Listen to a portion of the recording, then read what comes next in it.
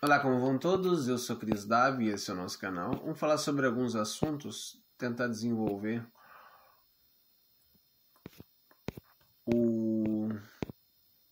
sobre alguns temas. O primeiro tema que eu gostaria de colocar é a respeito do Luiz Fux, que foi um grande voto que ele fez, né? Um juiz, a gente vê tipo o Flávio Dino também é juiz, mas a gente vê a diferença do nível, né, de juízes, né? E até mesmo no julgamento a gente viu a diferença, né? Tipo, o Fux estava compenetrado no seu voto, compenetrado em analisar todas as questões para que não houvesse ninguém para reclamar da imparcialidade dele, até porque ele foi imparcial nas suas análises, votos longos, com muita substância, onde qualquer um que queira aprender de direito, queira absorver o conteúdo que ele colocou, é algo muito valioso, aonde a gente viu a diferença, né? Enquanto os outros juízes ficavam de risadinha, pareciam até que estavam comemorando, né? Eu achei muito curioso isso, porque um ambiente importante como o Poder Judiciário, as turmas do STF deveriam se comportar de uma maneira séria para analisar as coisas e não ficar de piadinha, de elogio. Isso é tão chato e sem necessidade, mas aí a gente vê o tanto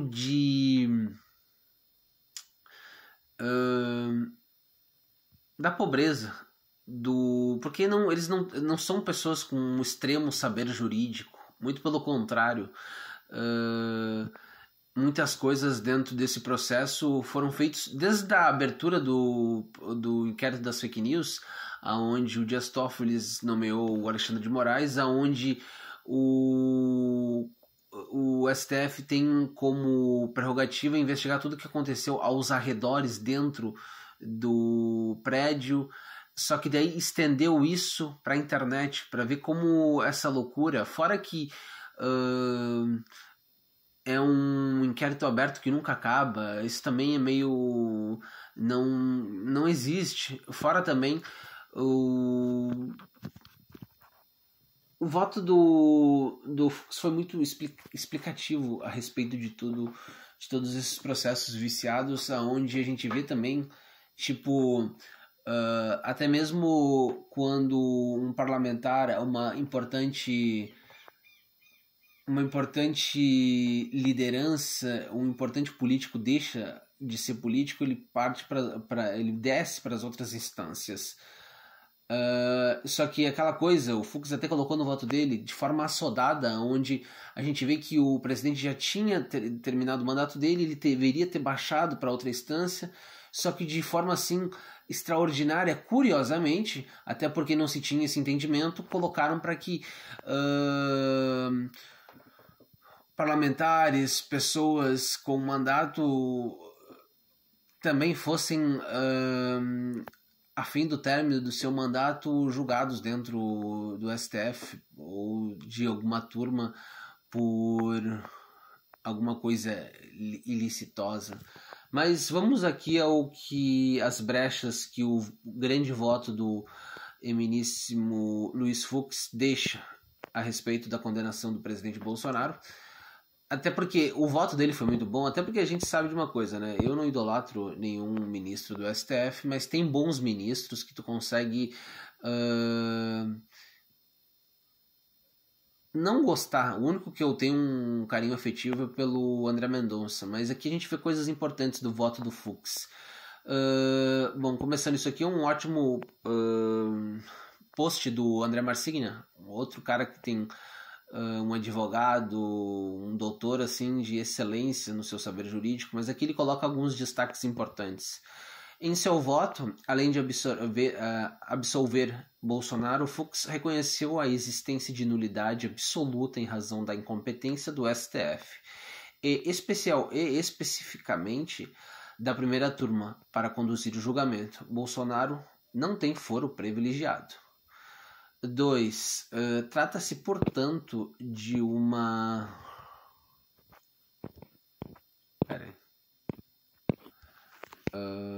Trata-se, portanto, de uma divergência consistente no mérito e de uma nulidade insanável. ou seja, que não pode ser superada. 3. Por ser minoria, sua posição isolada não altera a condenação de Bolsonaro a ser imposta pela primeira turma. Porém, a divergência abre autorização para interposição de embargos infringentes, recurso que pode levar a questão ao plenário para exame de todos os demais ministros. Isso é importante, né? Pode existir agora esse questionamento, onde coisas importantes podem ocorrer. 4. Vamos seguindo. O objetivo do recurso é restrito ao ponto de divergência. Por isso, a divergência ser ampla é tão relevante. O voto do ministro ser aquele voto tão longo, com tanta substância, com uma riqueza em detalhes e como ele conseguiu desmistificar coisas que o PGR e a relatoria colocaram, assim, tá de parabéns o Fux. Se for acolhida pela maioria do plenário, todo o julgamento poderá ser anulado e o processo remetido à primeira instância. Não sei se isso poderia acontecer, mas algo importante a se destacar é que o presidente Bolsonaro saiu gigante e todos sabem, curioso que todo mundo já sabia o resultado final, né? Não surpreende ninguém o que iria acontecer. Porém, a riqueza do voto do Luiz Fux vai ficar para os anais da história do STF, aonde com certeza o Fux também entrará por será sempre lembrado por esse voto.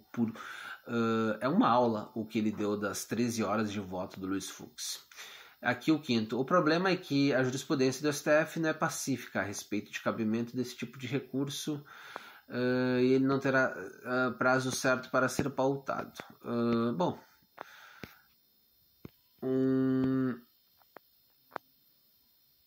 uma importante colocação do que o Fux fez e esperemos que os próximos capítulos vão ser marcantes, até porque tem ainda o entrave com os Estados Unidos, onde os Estados Unidos vão provavelmente deliberar mais coisas a respeito de sanções impostas aos ministros do STF, fora que o Marco Rubio já saiu com uma declaração onde ele salienta esse ponto, que ele entende e eles estão observando, observando e eles mesmos sabem o que aconteceria porque tentaram fazer isso contra o presidente Donald Trump. Então, eu espero que muitas coisas vão acontecer ainda. Isso é só o começo. E muita força, né? Todo mundo de direita se apoiando, dando as mãos juntas, porque a gente vê que a esquerda e seus iguais, mesmo a esquerda mais moderada, eles sempre vão rotular, sempre vão estigmatizar a figura de quem está ao espectro da direita e todo mundo do movimento conservador. É só a gente ver o que fizeram com o Kirk, né?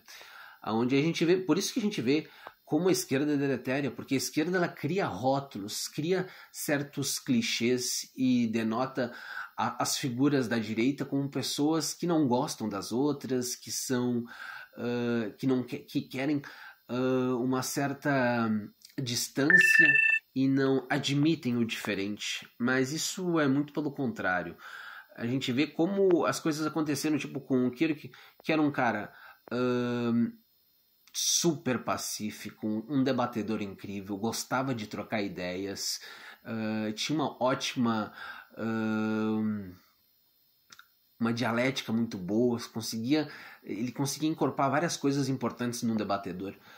Tanto que agora o Ben Shapiro, que é outro cara muito bom da direita americana, falou que o que os esquerdistas fizeram não vai ser algo que vai colocar medo nele. E ele vai ir para aquela faculdade e ele vai seguir fazendo o que o Kirk fazia, que é essa coisa do bom direitista, bom debatedor, que vai lá, desmistifica as ideias da esquerda e coloca o quão ruins são os seus pensamentos.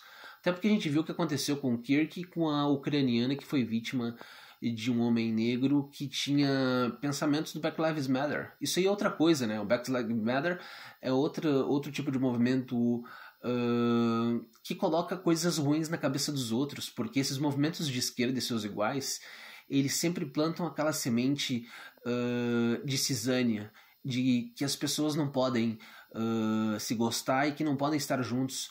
A esquerda não gosta das coisas